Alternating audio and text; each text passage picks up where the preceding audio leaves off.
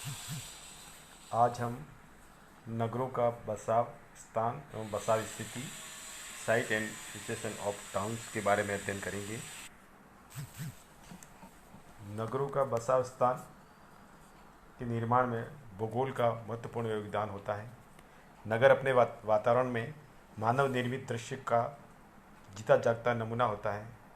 उस स्थान की भौगोलिक विशेषताएं नगर पर प्रभाव सदैव डालती हैं। किसी भी नगर की मुख्य विशेषता यहीं से समझी जाती है कि उसका बसाव स्थान पर कहाँ से रास्ते आकर मिलते हैं। नगर के ऊपर उसके वातावरण में वहाँ के संसाधन व संपन्नता का प्रभाव भी नज़र आता है। ये दोनों नगर के विस्तार को प्रभाव डालने की मुख्य बातें हैं। नगर को किसी स्थान पर बनाए रखने में सबसे महत्वपूर्ण उसकी स्थिति है। यह अपरिवर्तनीय तथा सुनिश्चित होती है। बसाव स्थान यद्यपि एक निश्चित स्थिति रखता है, लेकिन यह परिवर्तनशील विशेषताओं से युक्त होता है। बसाव स्थिति सबसे गतिशील करती है। यह नगर के जीवन को बाहरी क्षेत्र से संपर्क में लाकर गतिशील बनाए रखती है। इस प्रकार नगर के भौगोलिक वातावरण के अध्ययन उसके 3 प्रश्नों के उत्तर में निहित है। नगर का बसाव स्थान कहाँ पर है, नगर की बसाव स्थिति कहाँ पर हो, नगर की स्थिति कहाँ है। इन तीनों प्रश्नों का उत्तर देने से पूर्व इनका अर्थ हमें समझना यहाँ पर बहुत ज़रूरी हो जाता है। सबसे पहले हम यहाँ समझेंगे कि बसाव स्थान क्या होता है, यानी कि साइट।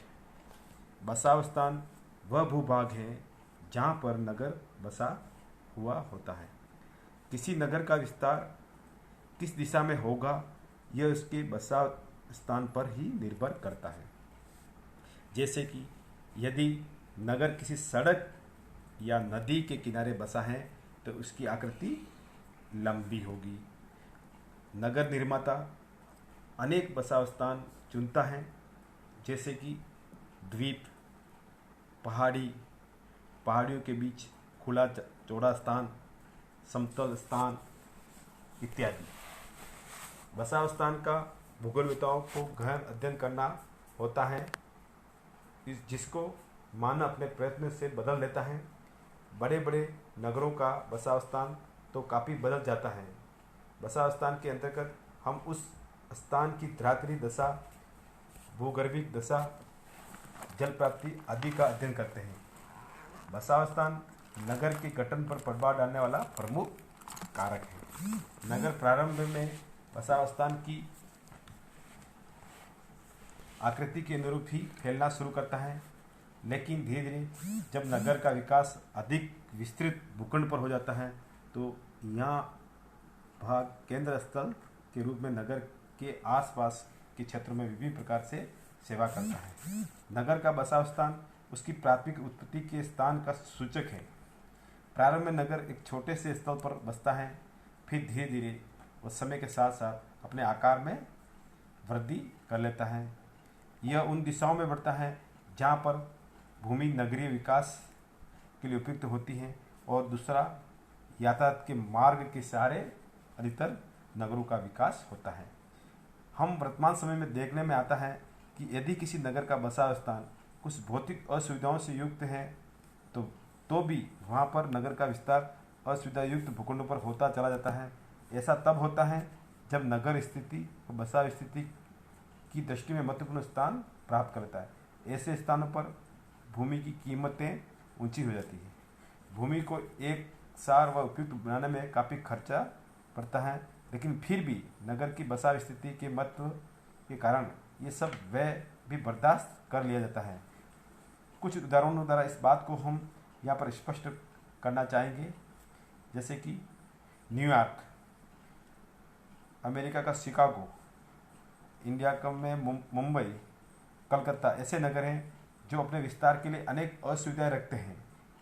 कहीं तो रेतीली भूमि है, कहीं पर दलदली भूमि है, तो कहीं पर सख्त चट्टानों से युक्त पथरीली भूमि है। लेकिन इन सब कठिनाइयों के होने के बावजूद भी यहाँ पर नगरों के विस्तार में आज तक कोई कमी नहीं आई है।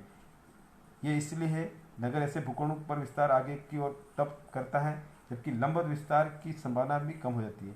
लंबवत विस्तार अपनी चरम सीमा पर पहुंच गया होता है, अतः बसावस्थान नगर के लंबवत व क्षैतिज विस्तार को निर्धारित करता है तथा उसको वृत्त रूप प्रदान करता है।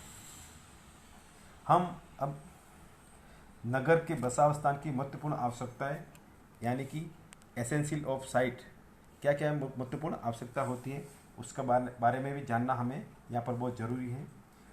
पहला है, नगर के आदर्श बसावस्थान की महत्वपूर्ण आवश्यकता के अंतर्गत जल संसाधन सर्वाधिक महत्वपूर्ण तत्व माना जाता है। अतः किसी भी नगर का नगर नियोजक को नगर का बसावस्थान निश्चित करते समय जल मार्ग तथा जल प्रवाह का लाभ उठाना चाहिए। जल जीवन का आधार है, अतः नगर के लिए वही बसावस्थान चुना जाता है जहाँ पर जल आसानी से यानी कि पानी आसानी से प्राप्त मात्रा में उपलब्ध हो। जल मछली भी प्रदान करता है और लोगों को भोजन भी देता है। जल लोगों के नहाने कपड़े धोने के लिए भी जरूरी है।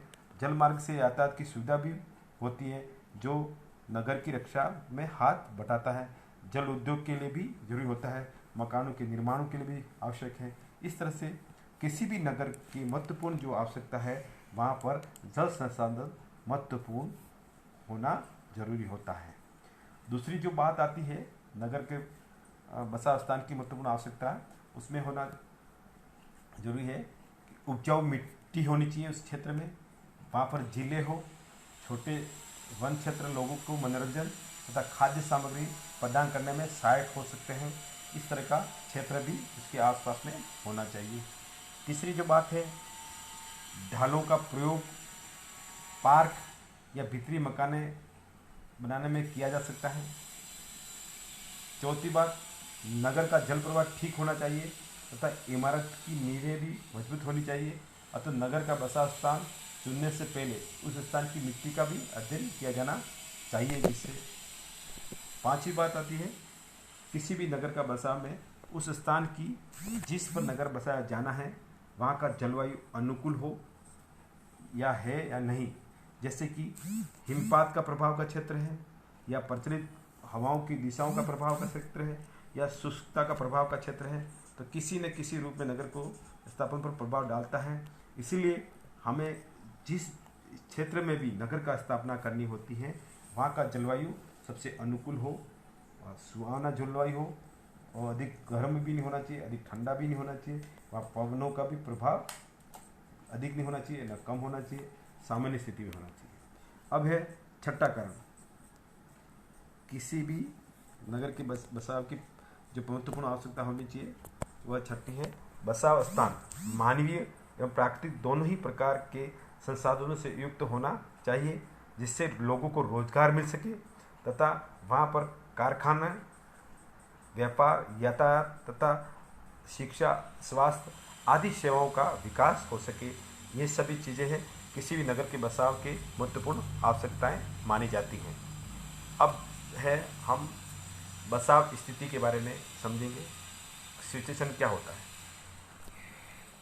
बसाव स्थिति का अर्थ है आसपास के क्षेत्र में नगर की स्थिति। इसमें नगरों के चारों ओर फैले प्रदेश की धरातलीय अवस्थाओं का अध्ययन किया जाता है कि उस नगर के आसपास में जो चारों तरफ जो फैला हुआ क्षेत्र है वो किस प्रकार का है, वो संपन्न है, संसाधन सही मजबूत है या नहीं है। इन सभी बातों का ध्यान बसाव स्थिति पर दिया जाता है। इसका अध्ययन सीमावर्ती प्रदेश की मानवीय विशेषताओं का पता लगाने में मदद देता है। इस प्रकार के नगरों की स्थिति को विस्तृत क्षेत्र में परिप्रेक्ष्य में रखा जाता है। अब हम बसाव स्थान व बसाव स्थिति में अंतर क्या है या सहसंबंध क्या है, इस चीज़ को भी हमको समझना पड़ेगा। तो सबसे पहले बसाव स्थान, वास्तव में बसाव स्थान बसाव स्थिति का एक छोटा अंग है। ये दोनों मिलकर नगर की उत्पत्ति व विकास पर प्रभाव डालते हैं। बसाव स्थान भौतिक विशेषताओं पर अधिक बल देता है जबकि बसाव स्थिति में प्राकृतिक एवं मानवीय दोनों ही परिस्थितियों पर ध्यान दिया जाता है। दूसरी बात है बसाव स्थान विशिष्टता रखने वाला होता है लेकिन बसाव स्थिति व्यापक होती है। आगे, नगर व गांव दोनों प्रकार की बस्ती के लिए बसाव स्थान का महत्व समान होता है। यह बसाव स्थिति ही होती है जो गांव के आकार को वृद्ध रूप प्रदान करके उसको नगर में परिवर्तित कर देती है। नगर अपने आंतरिक संसाधनों के साथ साथ आवश्यक रूप से बाह्य क्षेत्र के संसाधनों पर आवश्यक रूप से निर्भर रहते हैं। इस बाह्य क्षेत्र का विस्तृत अध्ययन ही बसाव स्थिति के अंतर्गत किया जाता है। बसाव स्थान व बसाव स्थिति में सबसे पहले अंतर रेडजेल ने किया था। उसने बर्लिन नगर का अध्ययन करने पर बताया कि यह नगर ऐसे बसाव स्थान पर बसा है जहां उसका बड़ा नगर बनने की संभावना नहीं थी, परंतु जर्मनी के उपजाऊ मैदान में इसकी बसाव स्थिति ही इसके विकास का कारण बनी और यह एक बड़ा नगर बन गया। कभी भी दो नगरों का बसाव स्थान एक सा नहीं होता है, लेकिन बसाव स्थान के आधार पर नगरों को वर्गीकृत करना कोई आसान विषय भी नहीं होता। किसी स्थान पर नगर तभी बस पाता है जबकि वहाँ पर भौतिक दशाएं कम या अधिक रूप से अनुकूल होती हैं। ये भौतिक दशाएं ही नगरों का वर्गीकरण के बसाव स्थान के प्रकार के आधार पर सहायक होती हैं। बसाव स्थान का नगर के विकास पर बहुत प्रभाव पड़ता है। यह बसाव स्थान स्थित भूमि का एक भाग होता है जिसका उस नगर की उत्पत्ति एवं विकास पर प्रभाव पड़ता है। अब हम स्थिति के बारे में यानी कि लोकेशन, नगरीय अध्ययन में इसका प्रयोग नगर के प्रारंभिक परिचय के रूप में हम करते हैं। इसका तात्पर्य नगर की अक्षांशीय व देशांतरी स्थिति, ज्ञात बिंदुओं से दूरी, दिशा एवं उसकी ऊंचाई से हम करते हैं। इस प्रकार स्थिति को हम मुख्य रूप से दो भागों में बांटते हैं। पहला है निरपेक्ष स्थिति, एब्सोल्यूट लोकेशन, जिसमें नगर की अक्षांश व देशांतरी स्थिति बताई जाती है। दूसरी जो है सापेक्षिक स्थिति, रिलेटिव लोकेशन, इसमें नगर की स्थापित स्थानों से दूरी एवं दिशा का बोध होता है। जैसे कि उदाहरण के रूप में हम समझ सकते हैं, इलाहाबाद नगर की निरपेक्ष स्थिति यानी कि लेटीट्यूड लॉन्गिट्यूड की स्थिति 82.5 पूर्वी देशांतर तथा 25 डिग्री 25 मिनट उत्तरी अक्षांश पर है। सापेक्षिक स्थिति की दृष्टि से यह गंगा और यमुना के संगम पर दिल्ली और कलकत्ता से लगभग 650 किलोमीटर और पूर्व में 800 किलोमीटर पश्चिम में स्थित है।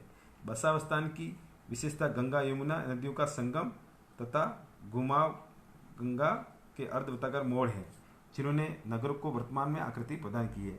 इन नदियों के बीच की भूमि बाढ़ से सुरक्षित होने के कारण बसाव स्थान की दृष्टि से उपयुक्त थी। बसाव स्थिति की दृष्टि से नगर अपने चारों ओर विस्तृत उपजाऊ भूमि, अतिरिक्त कृषि उत्पादन, रेल व सड़क मार्ग का जंक्शन आदि सुविधाएं रखता है। अब हम किसी भी नगर को बसाने वाले प्रमुख तत्वों के बारे में जानेंगे। नगर को बसाने वाले तत्व, factors of habitat of towns. इन सब भी बातों को समझने के लिए हमें नगरों को बसाने के तत्वों का अध्ययन करना पड़ेगा। पहला है नाभीयता यानी कि केंद्रीयता यानी कि नोडलिटी। उस स्थान को जोड़ने वाले परिवहन मार्ग व उन पर चलने वाले ट्रैफिक के संदर्भ में केंद्रीयता को उसकी नाभीयता कहते हैं। नाभीयता प्राप्त करने के लिए अधिकतर नगर ऐसे स्थान पर बसाए जाते हैं जहां चारों ओर से मार्ग आकर मिलते हैं अथवा जहां पहले नगरों को बसाया गया और फिर वहां मार्गों को केंद्रित किया गया।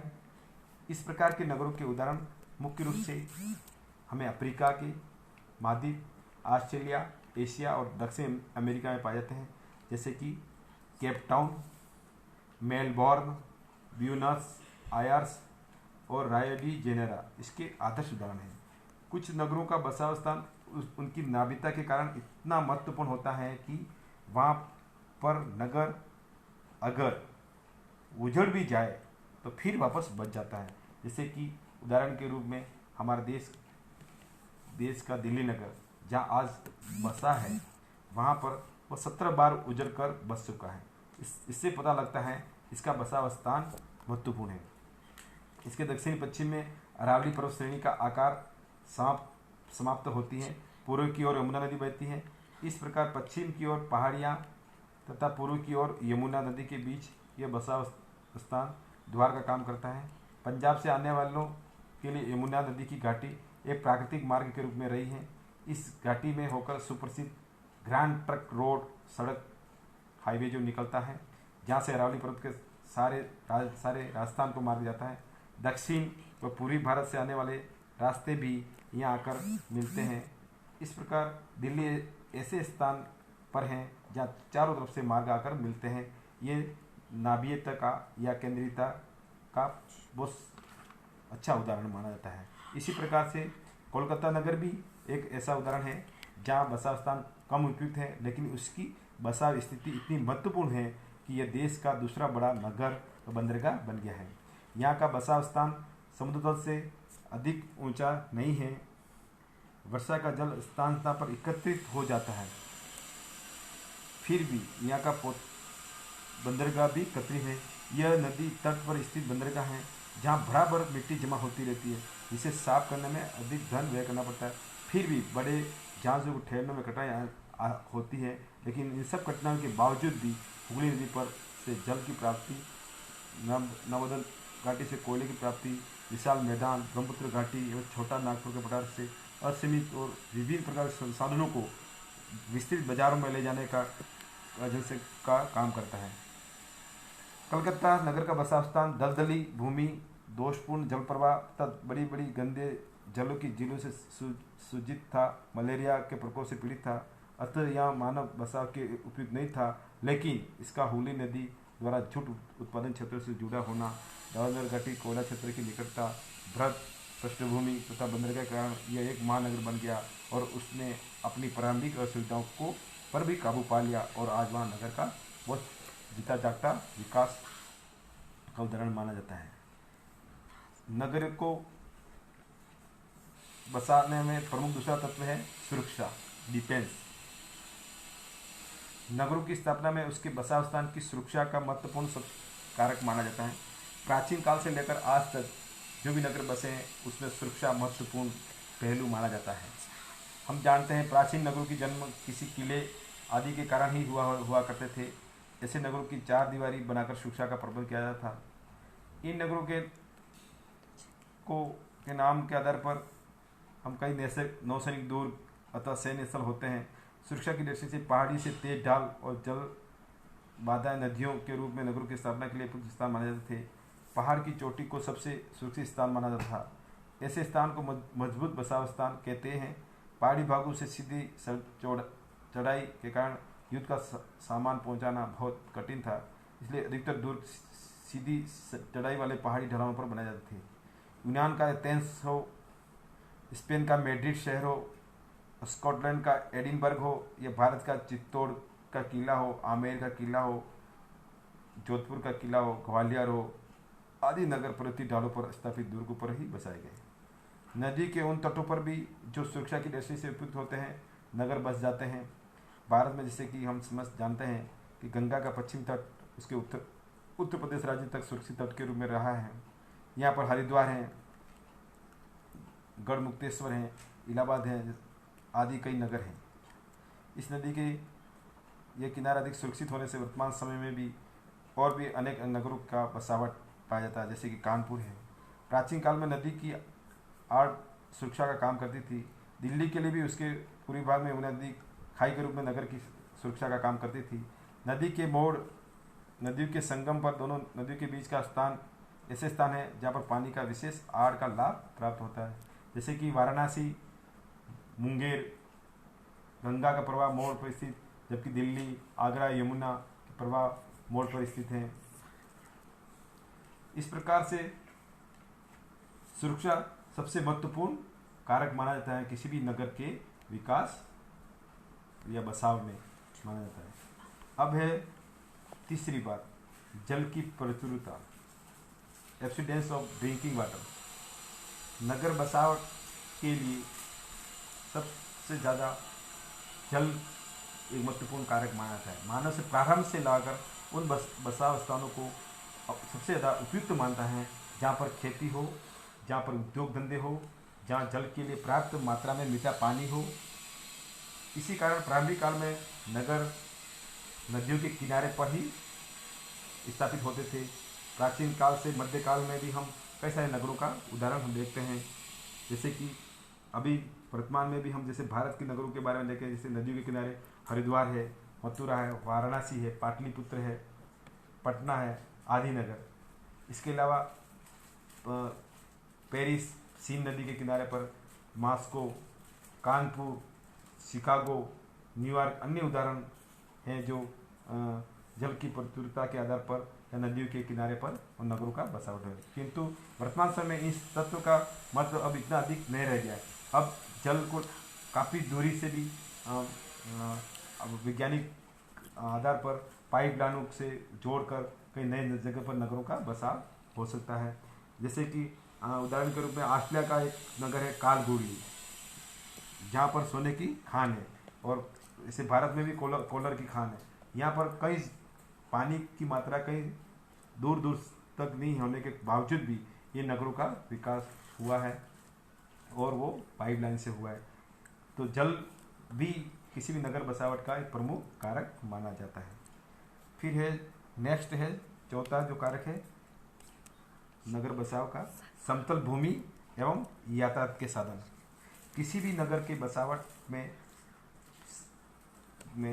समतल भूमि या मैदानी क्षेत्र होना आवश्यक होता है, एवं वहाँ पर यातायात के साधन भी एक महत्वपूर्ण कारक होता है।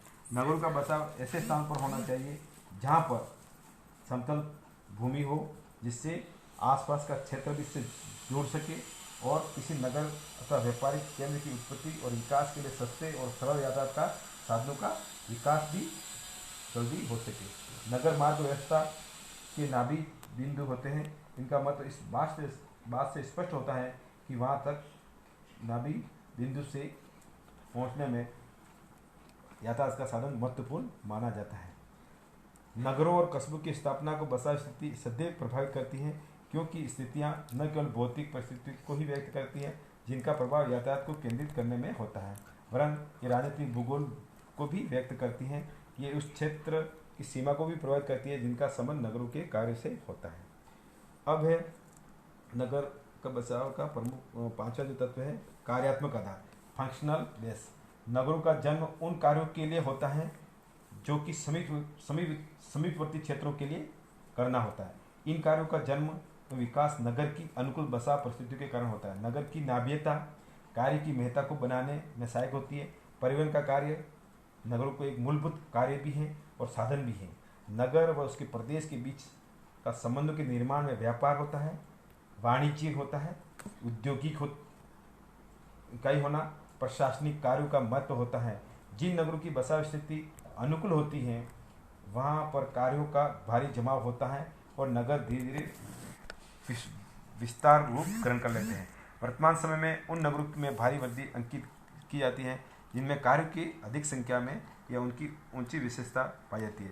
किसी नगर में प्रशासकीय कार्यों का जमाव भी नगर के बसाव स्थान को महत्वपूर्ण बना देता है। उदाहरण के लिए चंडीगढ़ का विकास एक राज्य नगर के रूप में किया गया है, लेकिन उसको सबल आधार प्रदान करने के लिए तथा बसाव स्थिति की महत्ता को देखते हुए वहाँ व्यापारिक व परिवहन या औद्योगिक कार्यों का भारी विकास हो गया। दिल्ली भी इसी प्रकार का महानगर हमें देखने को मिलता है। हम ये हैं प्रमुख नगरों को प्रभावित करने वाले तत्व। धन्यवाद।